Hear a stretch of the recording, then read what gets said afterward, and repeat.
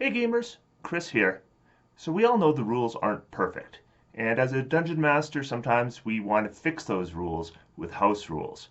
But sometimes those house rules can be a pitfall as well, and they can end up not making your game better at all. So today what I want to talk about is house rules. When do we want to use them? When do we want to avoid them? And I want to give some examples of some house rules that I've used, that I like, and some others that I might want to try at some time. So, welcome to Treantmonk's Temple.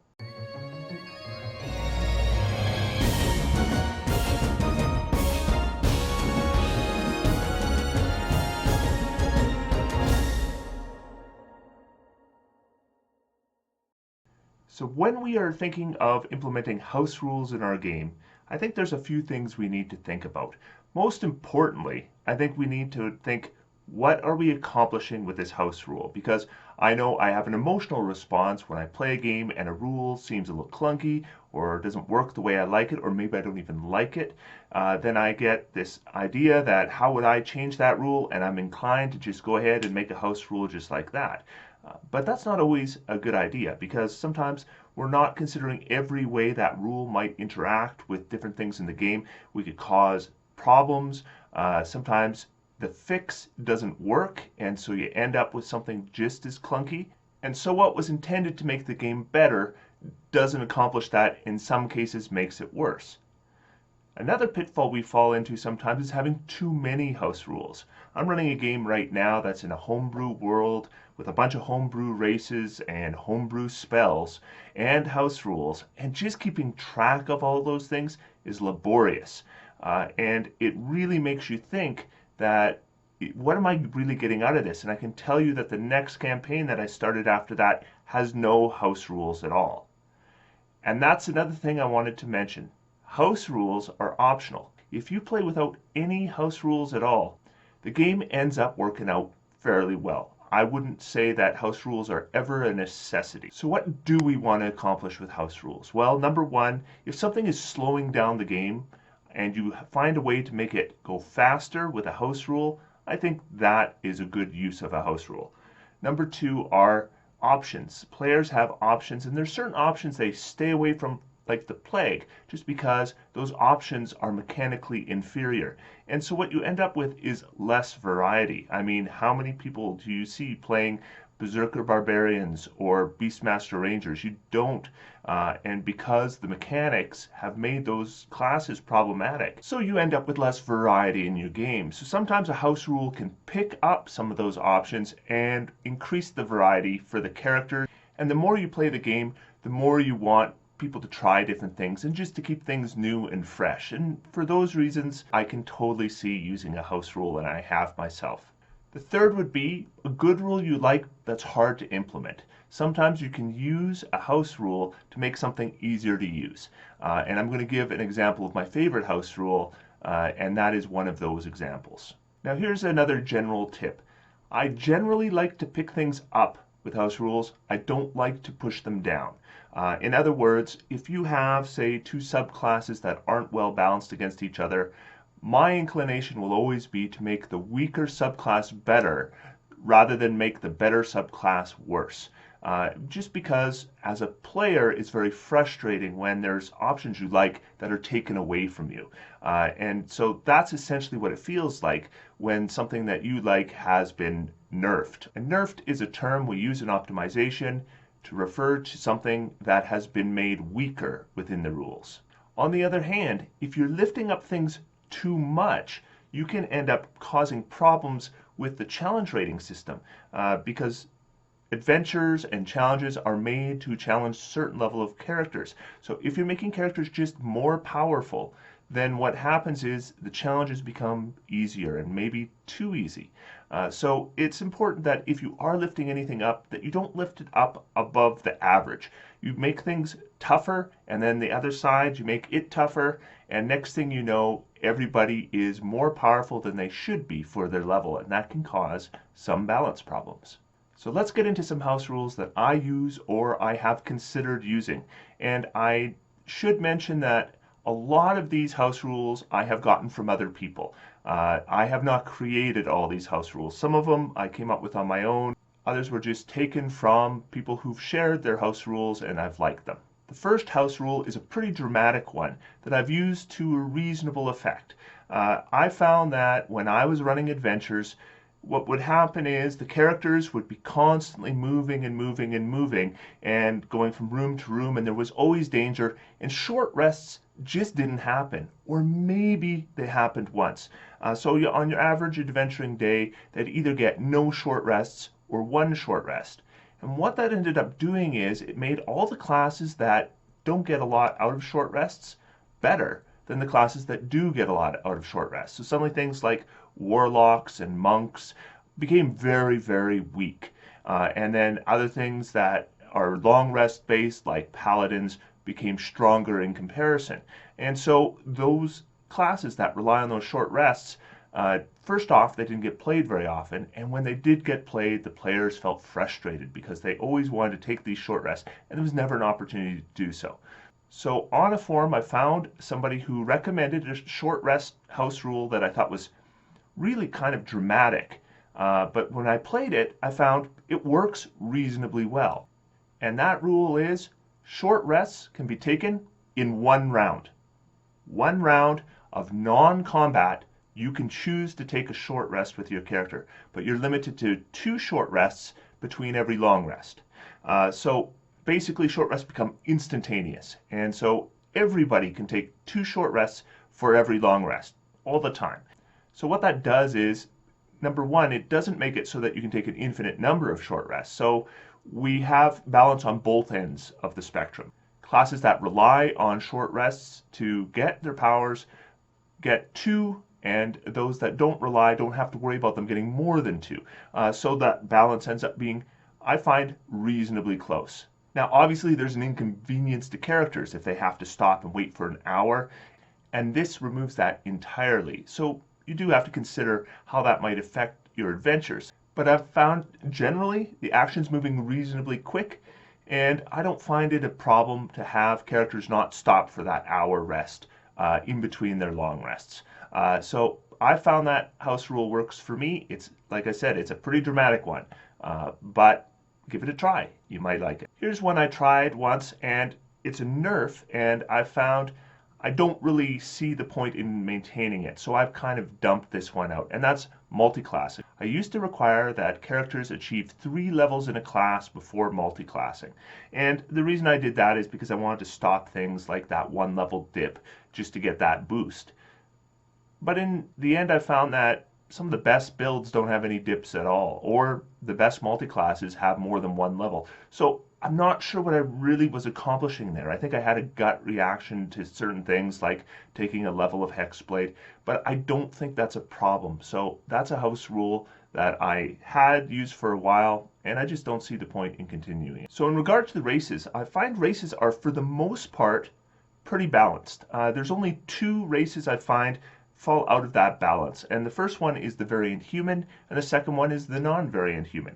I find the variant human more powerful than most other races, and I find the non-variant human less powerful than other races.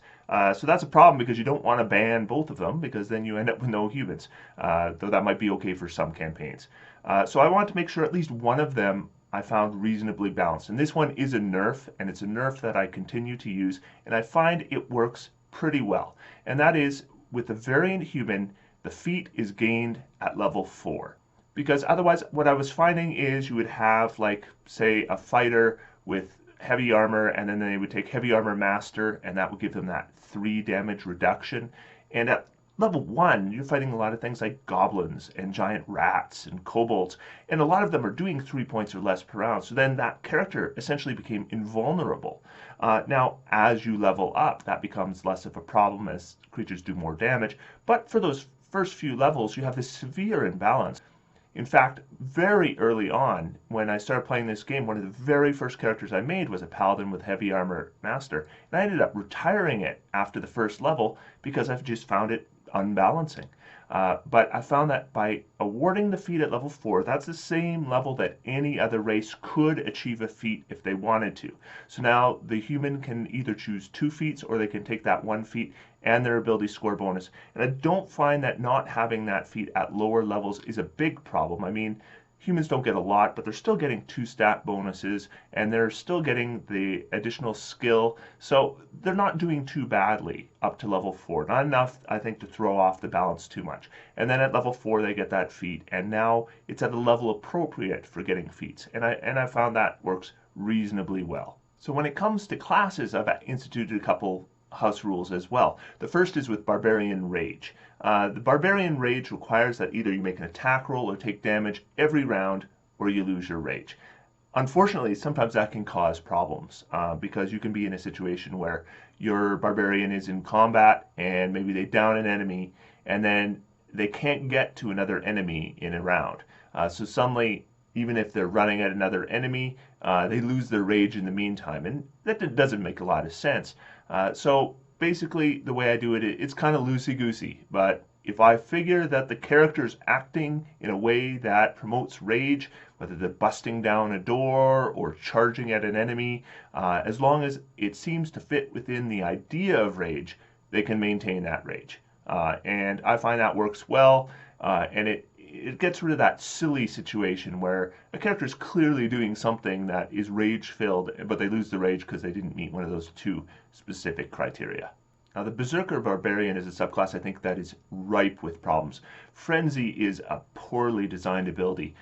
Taking a full level of exhaustion every time you rage is crippling, and then having it be non-optional, so every time you rage you have to take that level of exhaustion.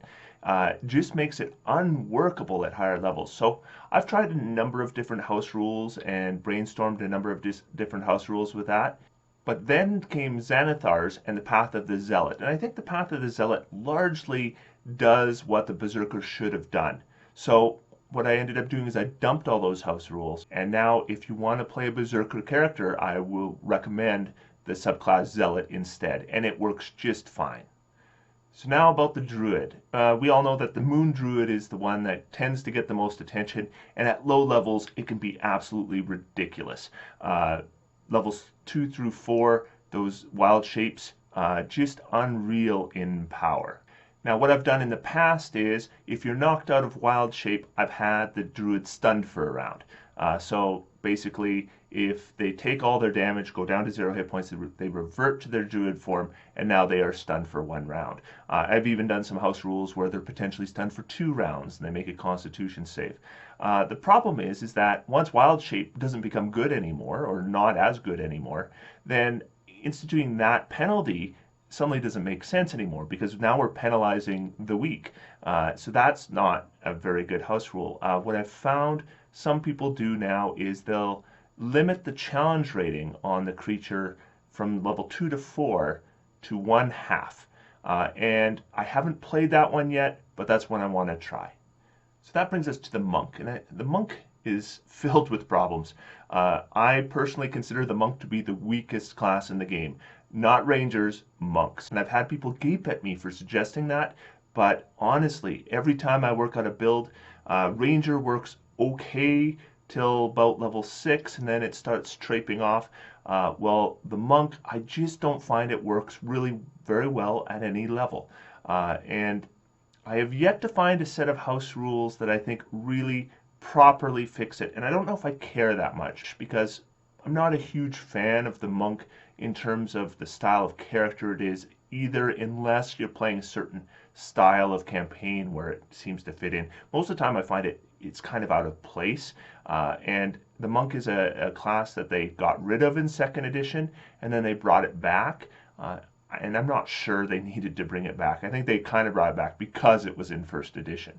But I do a couple little things for Monks just to try to bring them up a little bit. The first is the Monks have a patient defense ability where they can use their bonus action to do a dodge action if they use a key point. That's really expensive, because a Monk, of course, is using their bonus action every round to deliver an extra attack. So soon as you take that bonus action away, you're reducing the already not great Monk offense, just to pump up the Monk not great defense. So what I do is, if you spend 1 key point, I let you do it for 3 rounds.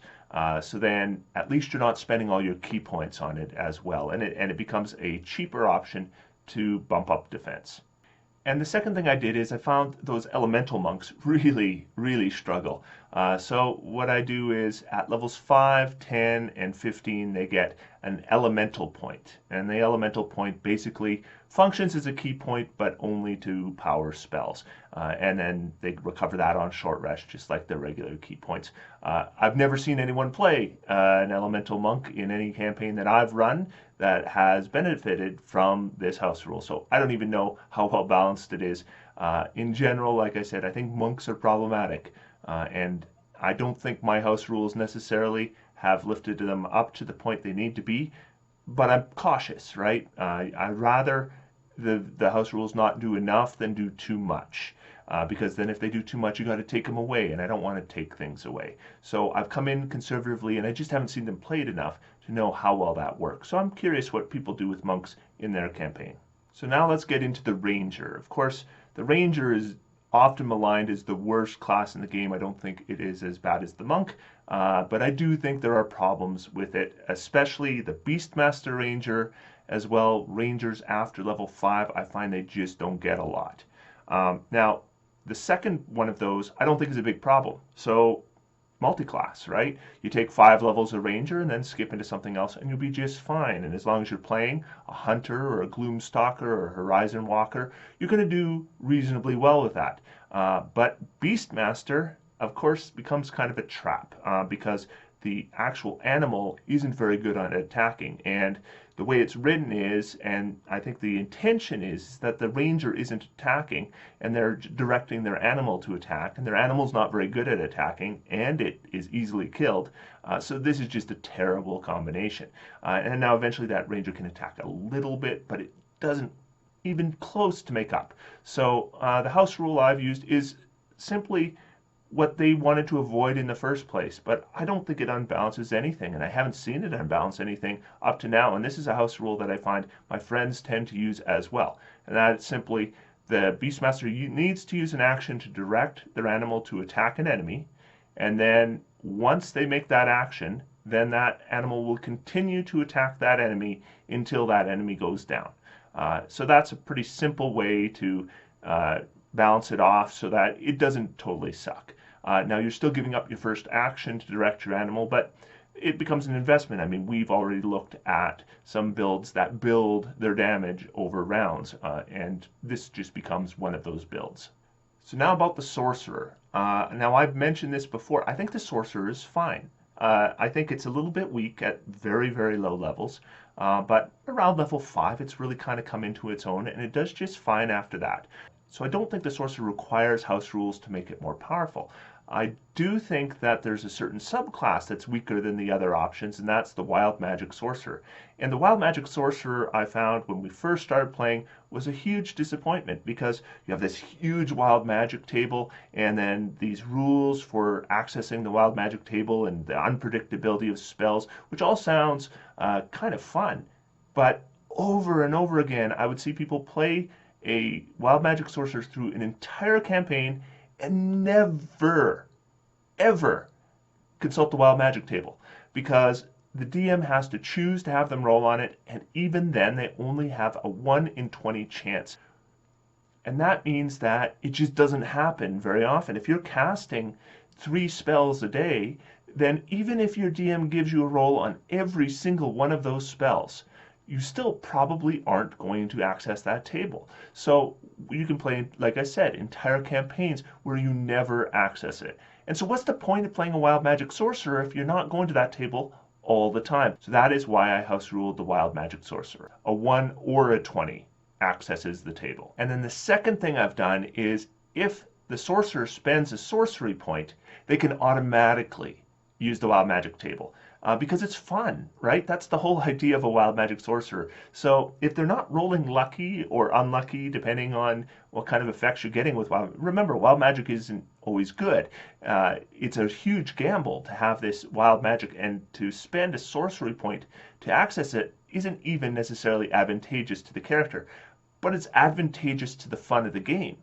They're playing a wild magic sorcerer so that their magic is unpredictable, so let them have it. right? So they spend a sorcery point, they can consult the table, and then we can have a bunch of weird and unusual things that happen in combat, and that character gets that mystique of being unpredictable, and their magic does weird things. And I haven't found it unbalances it at all. So now let's go to the Warlock. One thing is, before Xanathar's, Pact of the Blade was not very good for Warlocks. It just wasn't effective because you'd have these Warlocks with Pact of the Blade, and they're going into combat in light armor, no shields, bad hit points. That's not a good combination. And their offense wasn't all that great either. So they would go in and it was just a slaughter. So what I did was Pact of the Blade offered medium armor and shield proficiency. Now, since then, the Hexblade has come along and offered the exact same thing, except at level 1. But the thing about the Hexblade is getting multiple abilities at level 1, even though other Warlock classes aren't. So what I've done is, if a Hexblade is taking Pact of the Blade, they get medium armor and shield proficiency. And if any Warlock takes Pact of the Blade, they get medium armor and shield proficiency. And then the Hexblade gets all those other things. Now, one thing I did as a nerf that I've since dispensed with was house ruling Agonizing Blast. I used to see a lot of people, they would take the 2 levels of Warlock and then switch to something else just so they can use Eldritch Blast with Agonizing Blast. And so I created a house rule where Agonizing Blast was based on your Warlock level, not your class level. And so it would add your charisma bonus to your first Eldritch Blast, and then it would only add to your second Eldritch Blast if you were level 5 in Warlock, and your third Eldritch Blast if you were level 11 in Warlock, etc.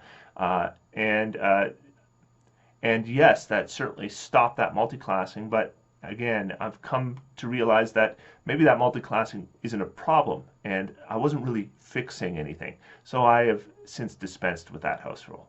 So if you are a fighter and you are using two-handed weapons, then you have that great weapon mastery feat and you become excellent for doing damage. Now, if you are a fighter and you use a bow, you can take sharpshooter, and then that feat is going to make you excellent for damage. And if you are playing a fighter that uses sword and shield, you can use defensive tactics, shield master, to make yourself reasonably good at defense and control. Now, if you're a fighter and using 2 weapons, we all know that that one is considered weak. At level 1, it's okay, and at level 4, it's okay. Level 5, it's not so great anymore, and by level 11, you would wish you had gone a different route. So what I did to kind of fix that is I altered actually the dual wielder feat. And so what I do is, if you have the dual wielder feat, at level 11, you get an additional offhand attack. So if you use your bonus action for an offhand attack, instead of getting 1 attack, you get 2 attacks. And that gives you a little more bang for your buck with that bonus action. And by 11th level, you're at that point where you have options with bonus actions. So it becomes worse and worse for you to use your bonus action for that offhand attack. So this just makes it a little bit better. And I don't think the dual wielder feat was so powerful that giving that little boost makes it overpowered. I think it actually works quite nicely. Okay, so now let's talk about potions. Potions, we all know, are super inconvenient to use in combat because it uses your action. So this is a very common house rule, is potions are a bonus action to drink. And I use that house rule myself. It just makes potions just a little bit better. And then when we find potions as treasure, they become a little bit more valuable to us, a little bit more exciting. And I do think that works very well within the rules. I don't think it makes a lot of sense. I mean, you're pulling out a potion, you're uncorking it, you're drinking it. The idea that that would be easier than simply swinging a weapon seems odd to me.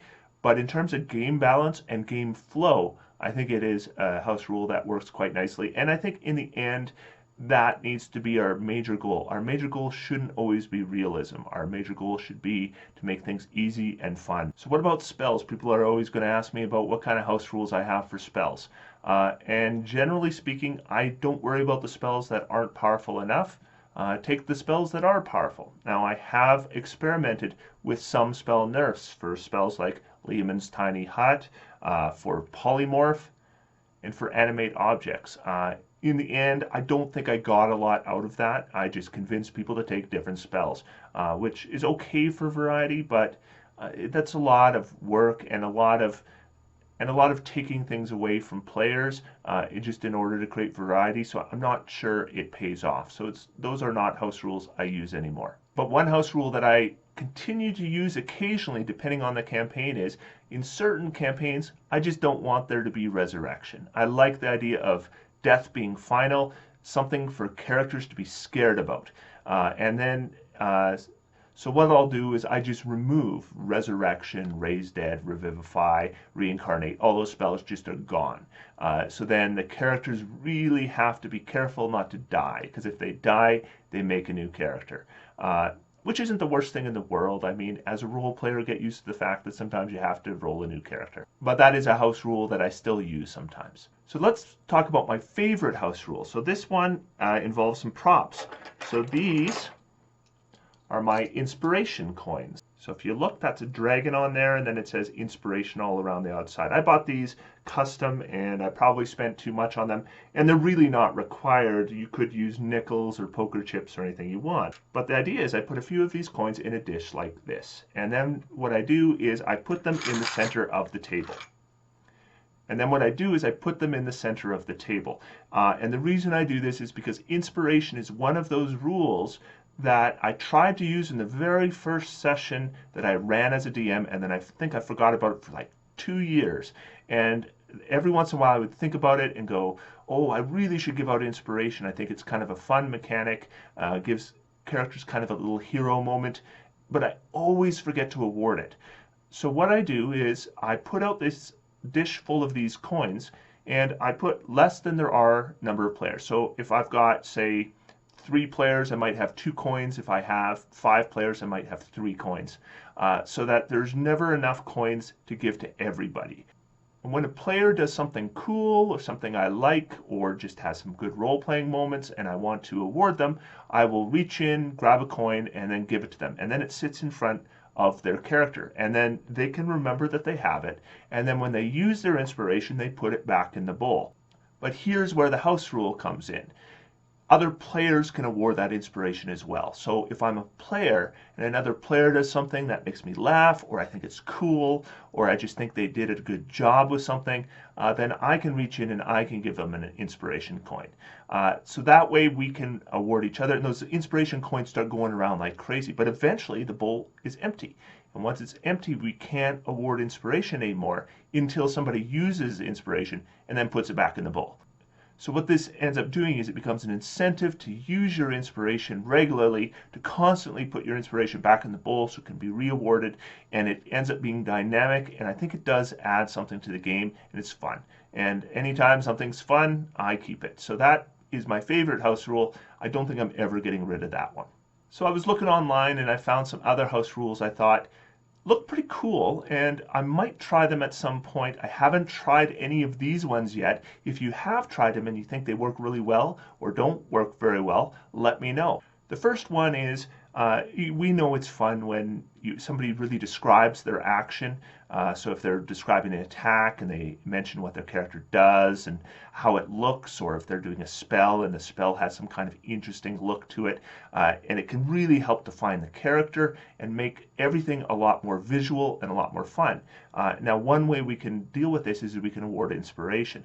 But some people have a house rule where if they do that, they will automatically get a +1 to hit or a +1 to DC of the spell they cast, which I think is an okay way to deal with it, except I'm not sure how that balances if you're constantly getting that +1 just because you're describing every round. And do the descriptions become less inspired or less creative because we're kind of forced to do it in order to get this bonus?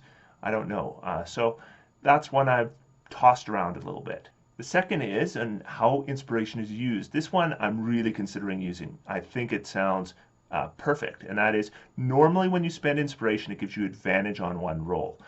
But instead, this house rule would have it that you would spend inspiration after a roll to get a re-roll. So it functions more like luck, so that you can know, oh, I rolled bad, I'm going to use my inspiration and have another chance so that I can roll well. But if you roll well in the first place, then you can hold on to your inspiration. I think that is a reasonable idea. My only issue is that I don't want people hoarding inspiration. I want them to be spending it all the time. So I'm not sure how that would work with that. But I do like the idea that if you didn't think of using your inspiration and then you roll bad, then you might use it afterwards to fix a bad roll, especially in a dramatic moment. Because that is what, of course, inspiration is supposed to do, bring those dramatic moments into heroic moments. One house rule I've seen that I think makes a lot of sense is dropping to 0 hit points gives you 1 level of exhaustion. And I think the idea here is because, especially at low levels and with things like Healing Word, we end up in situations where you got the fighter, his hit points have gone down, down, down, down, down, and then finally he drops to 0, and then the cleric brings him up, and he gets up again, and then he goes to 0, and then the cleric brings him up, and he gets up again, etc., etc., etc. And it's kind of ridiculous, right? You get this up and down kind of thing, which is a little bit dumb. But by creating a level of exhaustion if you go down, that is going to stop, right? And suddenly reaching 0 hit points is something you really want to avoid. So then it might inspire a little bit of healing, maybe in the midst of combat. I'm not sure how that's going to work with the balance, though. What it might do is it might make things very challenging for players, especially at lower levels. And I'm not sure how that works with the balance of the game. So although I think it makes a lot of sense, I'm hesitant with that one. Here's one that I've recently implemented after I did my casting with your hands full video. I suggested it in that video and I'm going to suggest it right now. If you have a caster and they're holding a spell focus, that fulfills the material component of the spell. And if that material component involves a component that either has value or is consumed, then you require that component, but accessing the material component is not necessary if you're holding the focus. So, for example, if you have a spell that has a costly component, you're holding your focus, and as long as that component is in your belt pouch, you're fine. And if you have a component that is going to be consumed, as long as you're holding your focus and you have the component, then wherever it is on you, it's consumed at the casting. And there's so much confusion that just dispenses with it, makes things easy. I think most people are actually probably playing with that house rule already without really knowing that they're playing with that house rule. Here's one I thought is kind of neat and might fix the variant human problem, and that is any race can give up a +2 stat bonus for a feat. So if you're playing, say, an elf, you give up your dexterity bonus and you can get a feat instead. Now, I do think that balances out your races against the variant human, but I also think it causes the same issues that I had with the variant human. So I'm not convinced that's such a great house rule. I thought it was a neat idea, though, so I thought I would share it. Okay, so sharpshooter and greater weapon mastery. The issues with these two feats is they kind of become a requirement if you want to make a character that delivers tons of damage with a weapon, to the point where if you don't take them, it kind of becomes a dramatic shift. And I'm not sure that is good for the game. And so something I've seen that I thought looked kind of interesting was a lot of people are using a house rule where the penalty is equal to your proficiency bonus and the damage bonus is equal to double your proficiency bonus. So first off, at lower levels, you're not getting those huge damage boosts, but in addition, you're not having that huge penalty to hit either. So suddenly it makes sense to use it all the time. And when you hit, it's not as dramatic and you're not going to miss as often as you normally do with those feats. But at higher levels, it becomes just as effective as it is normally and even more effective at super high level. But at those levels, there's so many other options to create amazing damage that maybe that's not such a big balance issue. I haven't tried this one yet, but I think it's an interesting idea and I think I might try it soon. Here's one I thought was very interesting, and that was racial ability scores. And this house rule is when you play a race, you pick where the bonuses to racial ability scores go. And this could be a little bit weird because then suddenly your halflings could have bonuses to strength and things like that, which it doesn't make a whole lot of sense. But what it would do is you kind of pigeonhole certain races for certain classes. And this way you kind of get rid of that. And so races that maybe don't see the light of day very often because maybe the stat bonuses are in odd places or fit or don't fit a lot of classes, now suddenly we can see those played a little more often. And so it would encourage a little more races to be played more often, which might enhance the richness of your game. So it's something to think about. I don't think it would be a balance issue because you're getting the same number of ability score bonuses, and we can usually pick a race that's going to be perfect for that class. So this just makes it so that every race could be perfect for that class. Now, when we talk about races, there is another race we know is pretty weak, and that's the Dragonborn. So a lot of people have apparently instituted a house rule where the Dragonborn can use its breath weapon as a bonus action. And I don't think that would be unbalancing at all, and it seems to have had pretty good response from people who've used it. So if you are like me and you think the Dragonborn is a little bit weak, that might be something to try to give them a little bit of a boost. Do you find that the help action ever becomes a problem? I do sometimes. It seems like the help action sometimes gets overused, and I want to limit it in some ways. One house rule I've seen is that you require proficiency in the skill being helped with in order to provide the help action, which makes a lot of sense to me. Now, ammo. If we're going to talk about arrows and bolts, then to be honest, I guess I use a house rule where I don't keep track of that. I mean, I think a lot of people use that. It's just too much bother to keep track of. But on the other hand, the idea that you have infinite arrows is kind of dumb too and doesn't make a lot of sense. So how do you deal with that? Well, one person mentioned that what they do is they track arrows by number of fights instead of number of arrows. So every encounter, you lose one set of fight arrows. So your quiver might have 4 sets of arrows, each enough for 1 fight. And then, so after 4 fights, you need to replace your arrows. So if you want to keep track of ammo, but keeping track of every single arrow is just way too much trouble, that might be something to try. Personally, I'm okay with the unrealism of you can just keep drawing arrows forever. Okay, so critical hits. Sometimes they're pretty underwhelming, right? I mean, you got a D12 and then you get 2D12 and you roll 2 1s, and so suddenly you did less damage with your critical hit than your regular hit, and that kind of seems odd. Then was it really a critical hit? It didn't seem like it. So one house rule that I see very often is you just do max damage. Whatever your damage potential is, you max it. And that would end up being pretty close to the average of what you would expect a critical to be able to do, because by doubling your dice, it should be pretty close to your maximum as an average. So what this does is it just ensures that that's the damage you do. That one actually makes a ton of sense to me. I may implement it soon. I think it would be easy, right? On the other hand, sometimes grabbing all those dice is fun, right? People like to roll dice, and when they get to roll double the dice, they really enjoy that, especially if they got something like a rogue, so there's a lot of dice involved. Then that can be satisfying to roll all those dice, and maybe the fact that it slows down the game a little bit is okay because they get that little excitement. So it's something to consider. I don't think it's necessarily a perfect house rule. Warlocks, using intelligence. This one's pretty obvious. There's a lot of different classes already based on charisma. The Warlock was originally intended to be an intelligence-based class, but the designers felt that didn't fit with the history of the Warlock, so they kept it at charisma. However, intelligence should work just fine. But is it necessary? Do we need to make the Warlocks an intelligence-based caster? I don't think it necessarily adds a lot to the game or fixes problems in the game. So although I think it makes all the sense in the world, I'm not inclined to necessarily add it to my list of house rules. But I think if you do it, it's not going to be a problem for you. Here's something about being in darkness or being blinded, is if you have yourself and an enemy in darkness, then you have essentially the blinded condition and they essentially have the blinded condition.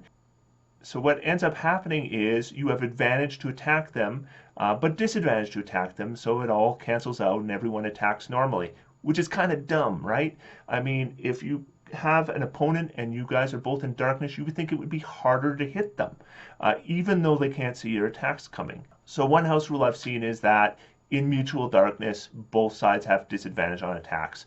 I think I would play this one rather than make it official. I might do it on a case-by-case basis. If I felt it was appropriate for that combat, as a DM, I might just implement it for that combat. I don't think players are going to have a problem with that, and then we can just kind of see if it makes sense to us or not, rather than making it an official house rule. as I said, I generally don't fix spells that I think are weak. I figure you can just take different spells, but I'll tell you what, here's a house rule that I read, and if anyone ever casts a spell in my campaign, I would do the exact same thing, and that is simply the find trap spell finds traps. I mean, duh, right? And so if any player in any of my campaigns was to cast the find trap spell, I would house rule it on the spot because the find trap spell is terrible, and this would just make it do what it's supposed to do. Last one I'm going to mention, this one I thought was kind of cool, and I'm not sure how it would affect balance. I'm curious if anyone has tried this, but the house rule is if you throw a weapon with a thrown property, you can draw another weapon with the thrown property without using your interact with an object. So that would mean that you could play, say, a high-level fighter that's a knife thrower and have it be decently effective because you could just keep drawing knives and throwing knives because no matter how many attacks you have, you could draw that many and throw them. When normally you're limited to maybe one in each hand and then interact with an object to draw one more, maybe two more if you have dual weapon. So it's just not that great. But I do think that that house rule might just fix that problem. So I'm curious if anyone's tried it and what they think of it. So that's the list of house rules that I might consider at some point, the house rules that I use, the house rules I like, and the house rules that I used to use and I've discarded. So what kind of house rules do you guys use? Do you find they work well, or are there some that you're maybe thinking about right now that you wonder if you should even continue bothering with? Because remember, having too many house rules can be cumbersome. Then you're constantly looking them up. Did we house rule that? I don't remember. And then you go through this huge list having to try to find it. Is that really adding to your game? And if it's not, then why are you doing it? So my recommendation is pick a few house rules you think make the game more fun, implement them, and that's it. And with that said, I am going to sit back and I am going to have some fun because D&D's for everyone.